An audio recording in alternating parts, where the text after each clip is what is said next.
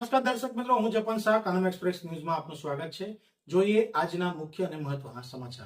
દહેજ જીઆઈડીસીમાં આવેલી vision products private limited કંપનીમાં અચાનક આગ ફાટી નીકળતા કંપનીના કર્મચારીઓ અને આસપાસના લોકોમાં દોડધામ મચી ગઈ હતી.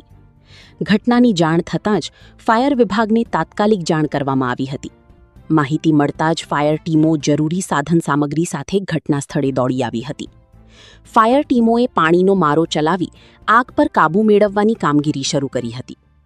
કંપની પરિસરમાંથી નીકળતા ધુમાડાના ગોટે ગોટા દૂરથી પણ જોવા મળતા હતા. હાલ આગ કયા કારણોસર લાગી તે અંગે ચોક્કસ કારણ સામે આવ્યું નથી.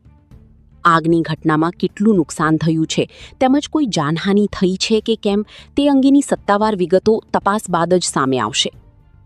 દહેજના ઔદ્યોગિક વિસ્તારમાં આગ સહિતની ઘટનાઓ વારંવાર સામે આવતી હોવાના પગલે ઔદ્યોગિક એકમોની સુરક્ષા વ્યવસ્થાને લઈને ફરી એકવાર સવાલો ઊભા થયા છે. હાલ ફાયર વિભાગની ટીમો દ્વારા આગને સંપૂર્ણપણે કાબૂમાં લેવા તેમજ પરિસ્થિતિ વધુ ન વણસે તે માટે કામગીરી હાથ ધરવામાં આવી રહી છે. રિપોર્ટર અવી સૈયદ, દહેજ. આજે સવારે વિઝન પ્રોડક્ટ પ્રાઇવેટ લિમિટેડ વાવ ગામે તાલુકો વાગરા આગ લાગવાની ઘટના બનેલ છે. તે બાદ ઘટનાની જાણ થતાં સ્થળ પર ફાયર ફાઇટર સમિટની બધી સુવિધાઓ આપણે ઉપલબ્ધ છે. પાણીના અને ફોર્મ મટીરિયલથી આપણે આગ પર કાબુ કરવા માટેના પ્રયત્ન કરી રહ્યા છીએ. હાલ જાનહાનિના કોઈ સમાચાર નથી અને કંપનીના પ્રતિનિધિ સાથે પણ આપણી વાત થઈ છે.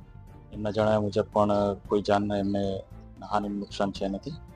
હાલ આપણે પ્રયત્ન કરી રહ્યા છે કે આગ ઓલવાઈ જાય ના પ્રયત્નો ચાલુ છે.